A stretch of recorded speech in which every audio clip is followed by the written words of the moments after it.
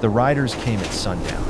Caleb Reeves saw them long before they reached the fence, three shapes moving slow through the red dust, the kind of men who brought nothing good. He set down the bucket he was carrying, the water inside sloshing dark against the rim, and wiped his hands on his jeans. Please, For sir, 12 have years, mercy he on had us, lived we alone beg in this you. forgotten corner of New Canaan Valley, and in all that time, visitors had never meant peace. The first man waved like an old friend, but his grin didn't match the gesture. Behind him, a rope dragged from a saddle horn, cutting through the dust. Caleb's stomach tightened before he even saw what followed. 5 women, bound together at the wrists, stumbling barefoot in the heat. Apache young, bruised, half-starved. They kept their heads down, faces hidden behind tangled hair, their silence heavier than the desert air. The man called out, "Evenin', rancher, we come for trade." His tone was slick, practiced. "You take the girls, we take your mare. Fair deal." Caleb didn't answer. The wind had died, and the whole valley seemed to wait on what he'd say next. He could taste the sand, dry and bitter on his tongue. The men were armed, half-drunk, reckless. A wrong word could turn the ground red before the stars rose. After a long pause, he said quietly, "Take the horse, then ride." The leader laughed, pleased with himself. When they untied the mare, he looped the rope around the fence post and tied the women there, tight enough to leave marks. When the riders disappeared into the horizon, Caleb stood still. The valley had gone silent again, but it wasn't the kind of silence he knew. This one felt alive, like it was asking what kind of man he still was. The dust hadn't settled when Caleb moved. He stood by the fence, the wind curling around his boots, eyes fixed on the 5 figures the riders had left behind. They didn't speak, didn't beg. They simply breathed shallow, uneven, like each breath was an act of defiance. The oldest woman stood closest to the post, her wrists rubbed raw from the rope. Her dark eyes followed every small motion he made, not afraid, not trusting, just measuring him. The younger ones leaned against each other, too weak to stand on their own. One girl's dress was torn from shoulder to hip, another's ankle was bleeding from where the rope had cut into the skin. The smallest, barely 16, trembled from fever yet still clenched her jaw, refusing to fall. Caleb's throat was dry. He wanted to tell himself they weren't his concern, that soldiers would pass through, or some traveler would find them come morning. But deep down, he knew no one came this far anymore. The fort had moved south, the trails had shifted. Out here, the world forgot fast. He turned toward the cabin, but the sound stopped him, a faint cough, followed by a small, choked cry. It wasn't loud, but it cut through him sharper than a blade. He looked back. The youngest had collapsed to her knees, the others pulling against the rope to keep her from falling face first into the dirt. Caleb cursed under his breath. He hadn't prayed in years, but he muttered something that might have been one. Then he reached for his knife. When the blade slid through the rope, the women didn't thank him. They didn't move at all. They only watched, silent, tense, ready to bolt if he raised a hand. He didn't. He stepped back, nodded once toward the barn, and said quietly, "Come out of the Sunday." None of them understood his words, but they understood the tone. And for the first time in 12 years, Caleb Reeves wasn't alone in the valley anymore. The night came slow and heavy, pressing down on the valley until every sound seemed to echo. Caleb Reeves sat by the table, staring at the half-empty tin cup of coffee that had long gone cold. Outside, the silence had weight, the kind that came before a decision a man couldn't take back. He could hear them through the open window. The 5 women were in the barn, huddled near the hay where he'd led them after cutting the rope. They hadn't spoken a word, only the faint rustle of movement now and then, a cough, a whisper, a body shifting against the wooden floor. He had brought them water, a bit of bread, and 2 blankets. It wasn't enough, and he knew it, but he told himself it would do until dawn. Still, his chest felt tight. He couldn't shake the sound of that youngest one falling, or the sight of her bruised wrists. He had seen worse wounds in war, gunshots, burns, men torn apart. But this was different. This wasn't about survival. This was about cruelty, plain and deliberate. He stood, walked to the doorway, and leaned against the frame. The night air was cool, smelling of dust and cedar. A thin line of smoke rose from the lantern inside the barn. He could see their shadows flicker against the walls, small, motionless, curled close together. For a long time, he just watched. Something inside him, something he'd buried years ago, stirred. He remembered the night the soldiers came through Salt Creek, how he'd been too far ahead on patrol to stop them from setting fire to his own house. He had heard his wife scream. He had heard his boy cry out once, and then nothing. Since that night, Caleb Reeves had lived by one rule: don't get involved. And yet, here he was, standing outside a barn full of strangers, listening to the soft, broken rhythm of their breathing. He told himself he'd ride to Fort Haven tomorrow, hand them over, let the army deal with it. But when he imagined those same soldiers, their laughter, their eyes, his stomach twisted. He went back inside, poured water into a tin basin, and grabbed a clean rag. The wood floor creaked as he crossed the yard. When he opened the barn door, 5 pairs of eyes turned toward him, reflecting the lamplight like the eyes of cornered animals. He raised both hands slowly. "I ain't here to hurt you," he said quietly. They didn't move, didn't blink. He knelt, dipped the rag in the basin, and set it near them. "For the wrists," he added, pointing gently. The eldest woman hesitated, then reached for it. Her fingers brushed his light, cautious, but not fearful. Caleb stayed there a moment longer, unsure what to say next. The words didn't come easy, so he just stood and stepped back toward the door. "You'll be safe here tonight," he said. Then he left them to the dark, knowing that by morning, whatever line he'd drawn between himself and the world had already been crossed. The sun rose pale over New Canaan Valley, spilling light through a thin veil of dust. Caleb Reeves hadn't slept. He sat on the porch steps, coffee untouched, staring at the barn where the 5 women rested. The air carried the faint scent of smoke and hay, and with it, a question he couldn't shake. What now? When he finally stood, the boards under his boots creaked like an old secret. He filled a tin bucket from the well, his arms heavy from more than the weight of water, and carried it to the barn. Inside, the light came soft through the cracks in the roof, dust floating like golden snow. The women were awake, sitting close together in silence. The eldest, the one with the steady eyes, looked up first. Her face was unreadable, but not afraid. The youngest still trembled under the blanket he'd left them, her fever high but breath steady. Caleb set the bucket down and gestured. "Water," he said simply. He didn't expect them to understand the word, but they did. One by one, they drank carefully, as if afraid it might disappear. He placed a small loaf of bread and a few apples on a wooden crate. "Eat," he said. Again, no answer, just quiet obedience. For a long time, he stood there, hands in his pockets, watching them eat. The sound of chewing and the occasional cough filled the space where words should have been. It wasn't comfort, not yet, but it wasn't fear either. When the eldest finished, she met his eyes. Her gaze lingered on him for a moment, sharp and searching, before drifting to the broken rope coiled near the door. Her voice came low, thick with an accent. "You cut."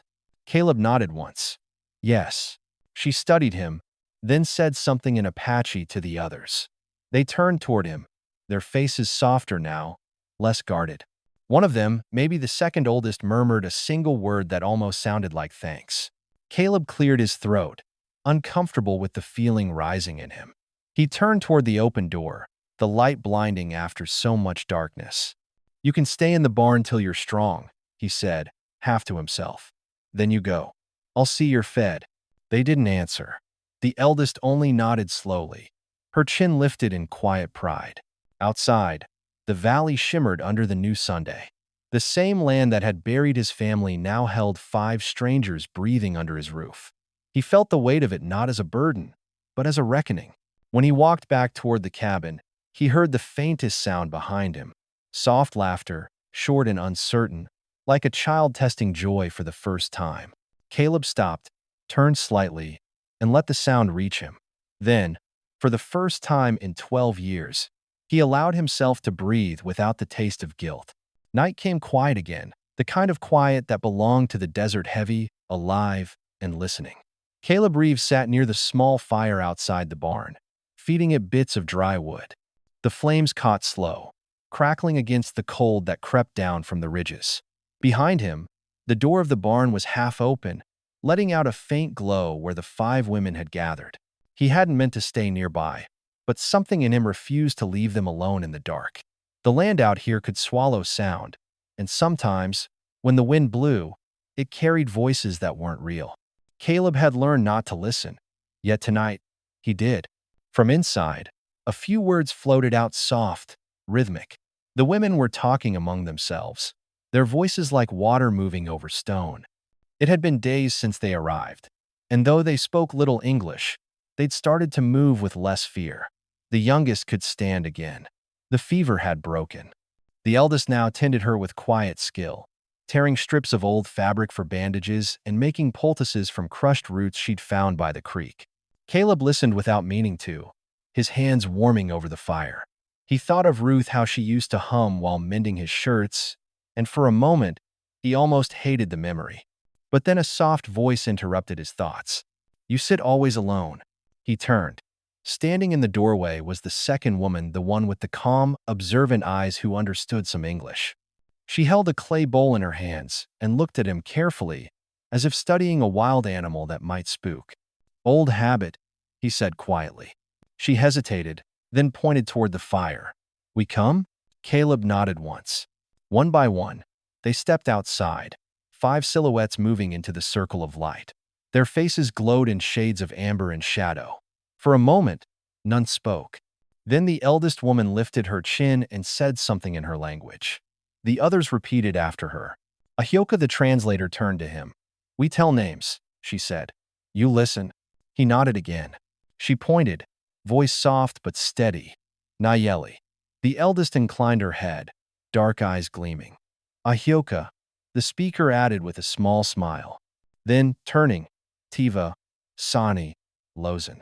Each name hung in the air like a fragile thread, tying the space together. Caleb repeated them under his breath, careful, slow, afraid to break the sound. Nayeli, Ahioka, Tiva, Sani, Lozen. 5 names, each carrying more life than his whole valley had known in years. When he looked up, the women were watching him not with suspicion, but with something quieter.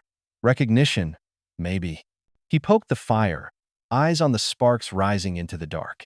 "Caleb," he said finally, almost forgetting how his own name sounded aloud. Ahioka smiled faintly. "Now we know." And for the first time in 12 years, the Valley of Silence had names again. The rumors reached town before the truth ever did. Broken Mesa was 30 miles south, but news in the desert had a way of traveling faster than wind. They said Caleb Reeves had gone mad, that he was hiding Apache women on his land, feeding them, sheltering them, maybe worse. Out here, kindness was often mistaken for sin.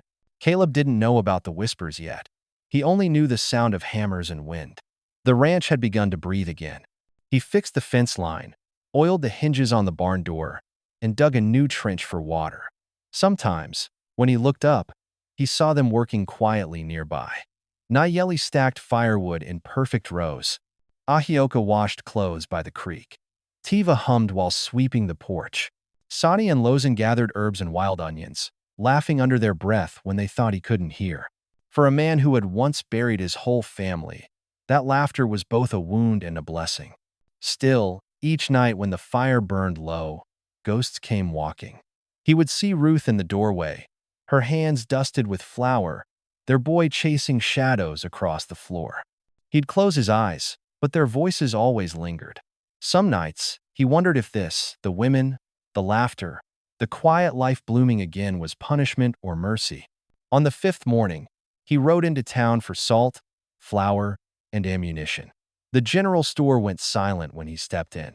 Men at the counter looked up, their eyes sharp, their talk dying mid-sentence. Caleb felt the weight of its suspicion, judgment like heat under his collar. He paid what he owed and left without a word. By the time he reached the valley again, he knew trouble would come soon. Men didn't forgive what they didn't understand. That night, he found Nellie repairing a tear in her blanket by lantern light. "If riders come," he said, his voice low but firm, "you hide in the barn. Stay quiet until I say otherwise." Ahioka translated for the others. Nayeli listened, then met his gaze. "We not hide," she said, her English halting but clear. "If fight, we fight." Caleb shook his head. You don't owe me that. Nayeli's dark eyes softened.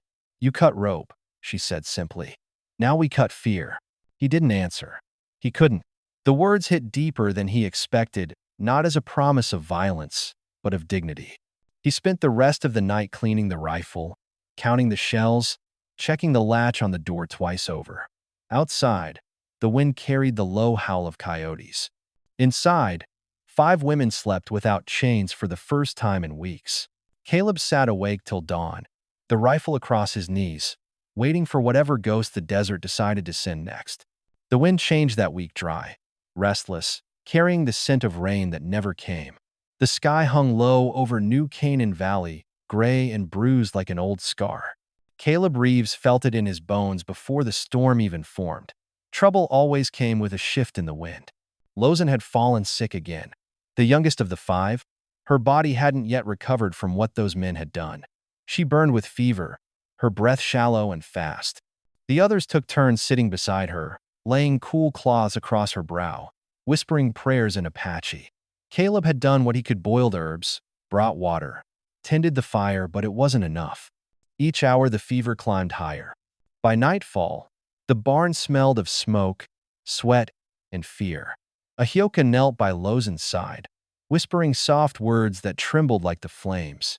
Nayeli stood apart, her face stone, eyes red-rimmed from sleepless nights. When Caleb entered with a basin of fresh water, no one spoke. He set it down quietly, kneeling beside the girl. Her skin was hot, damp with sweat.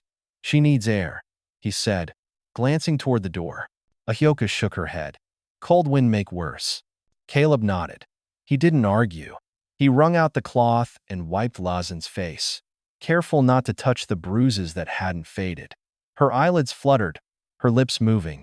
The sound that came out wasn't English. He looked to Ahioka. What's she saying? Ahioka hesitated, then translated, voice small. She called father. Say, forgive me, Dasan. I should not go to river. Caleb froze. The name hit him like a stone. Dasan? Ahioka's eyes lifted to his, uncertain. Our father, chief of Blackwood Band. For a long moment, he couldn't breathe. The name was a ghost he hadn't heard in 12 years. Chief Dasan, the Apache leader who had once saved his life. He could still see the man's face. Dark eyes under the desert sun, the faint scar above his brow, the firm voice that had told him, a debt of mercy never ends. Caleb had been a young scout then, lost after a raid gone wrong, dying of thirst in the desert. Dasan had found him half dead and given him water, guided him back to the canyon trail. Caleb had never seen him again until now, through the eyes of the chief's daughter. He stood slowly, the realization heavy in his chest. Your father, Dasan saved me once, he said quietly. 12 years ago, near Salt Creek. Nayeli's gaze snapped to him, sharp and searching. You know him? I owed him my life, Caleb admitted. I never repaid it. Ahioka translated his words, and for the first time since they met, the barn filled with something other than fear, silence, deep and reverent. Nayeli's hand trembled slightly as she brushed the hair from Lozen's face.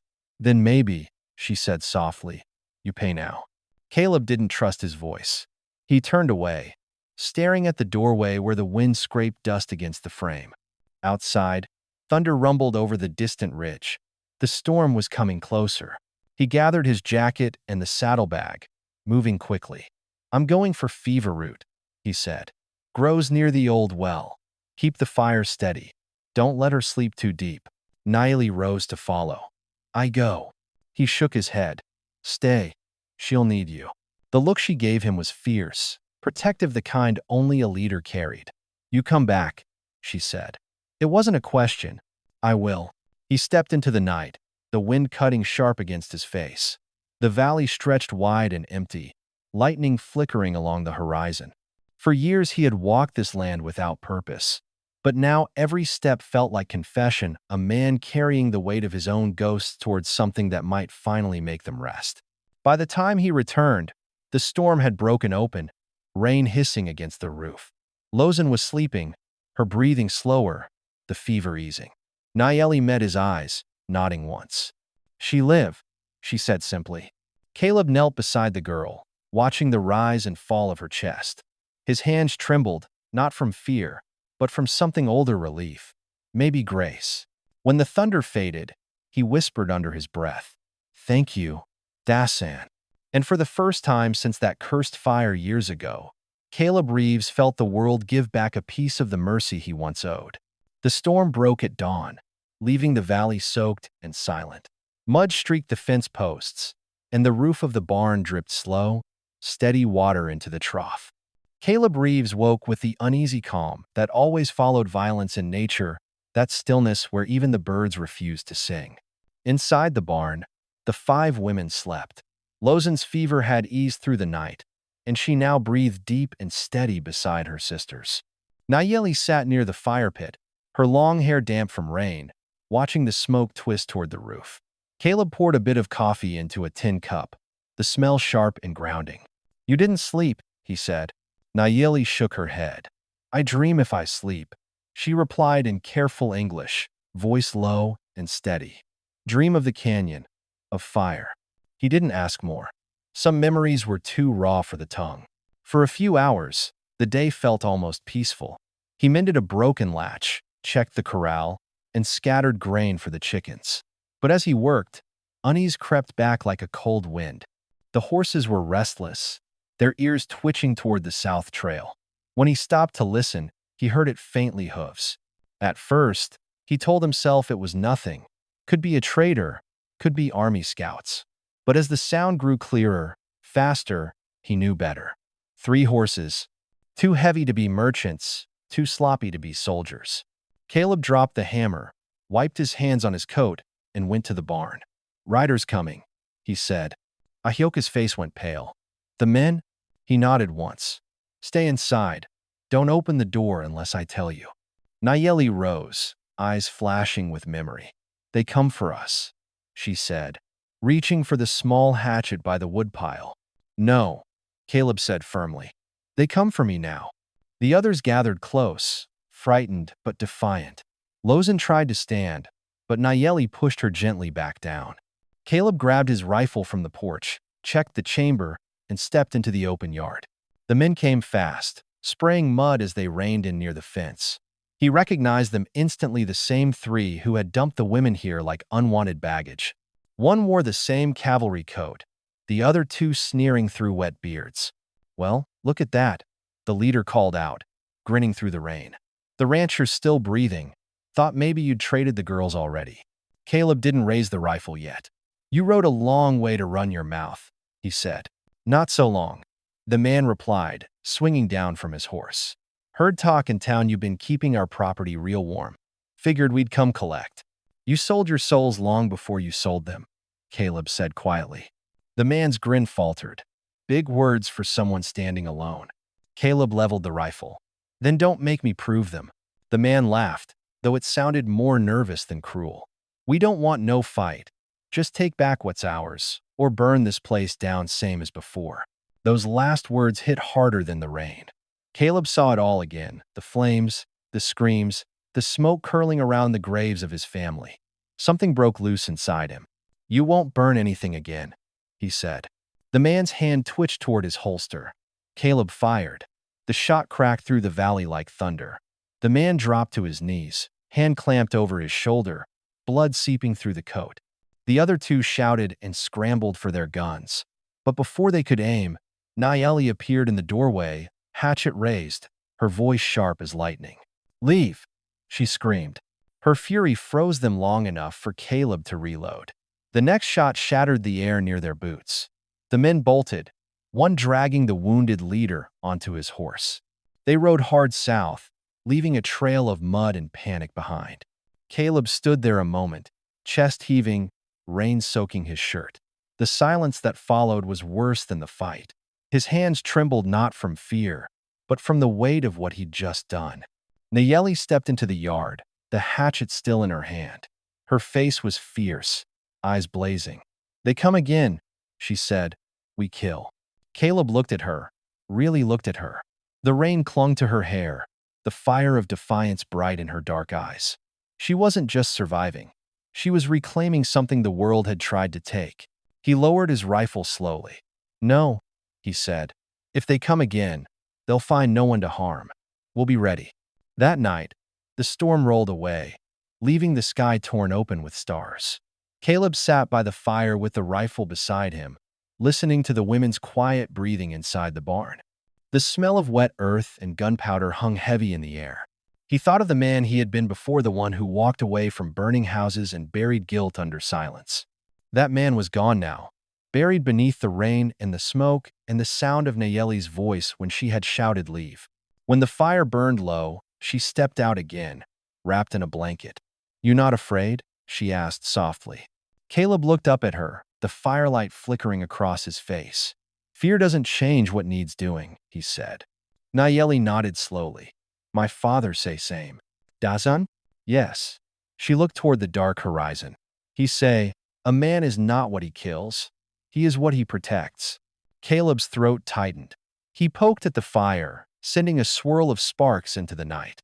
"Then maybe," he murmured, "I'm learning." Nayeli studied him for a long moment before turning back toward the barn. Her voice drifted behind her like the wind. "You already learn, Caleb Reeves. You just forget for a while." He sat there until the stars blurred in his eyes. The wolves howled somewhere beyond the ridge, a long, mournful sound. But for the first time in years, he didn't hear it as a warning. He heard it as a promise. The next days passed in a fragile quiet. Caleb Reeves repaired the fence again, mended a window the storm had shattered, and kept the horses close. The women worked beside him without being told, gathering water, drying herbs, splitting wood. Life resumed, if only on the surface. But under it, the air felt heavy, like a storm that hadn't truly left. Every evening, Caleb watched the ridges to the south. He knew the men he'd shot at wouldn't stay gone. A wound like that didn't heal into mercy. It healed into vengeance. By the fourth night, his unease proved right. He was in the barn, tightening the saddle straps, when Ahioka came running in from the well, her breath short, eyes wide. "Smoke!" she gasped, pointing. On the ridge, Caleb rushed outside. To the west, a thin column of black rose against the darkening sky, not from lightning this time, but from torches. He counted the lights. 6, maybe 7 riders, headed straight for the valley. "Get inside," he ordered. "Bar the door. Keep the fire low." Nayeli grabbed his arm. "You cannot fight alone. I can slow them down."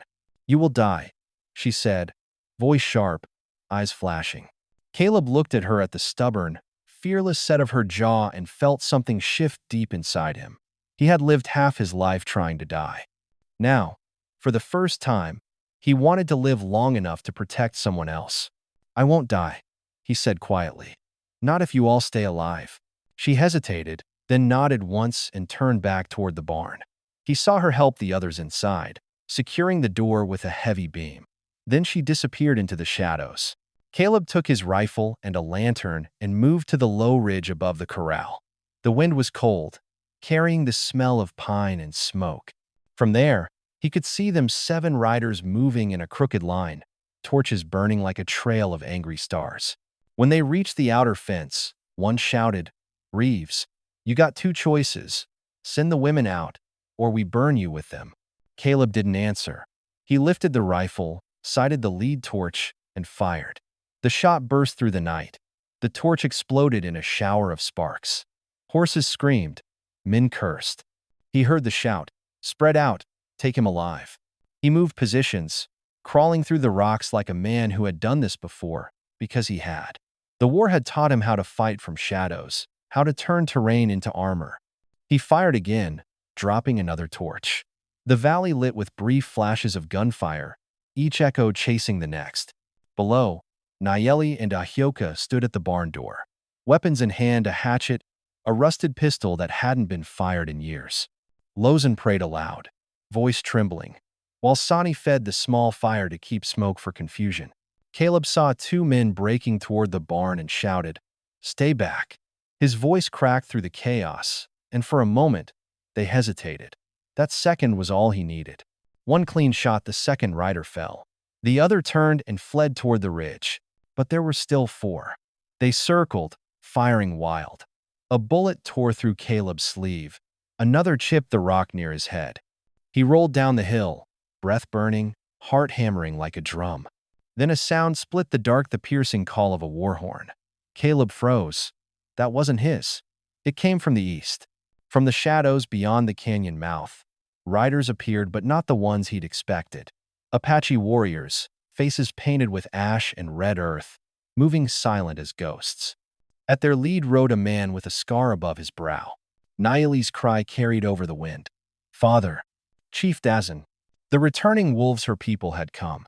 The fight ended as suddenly as it began.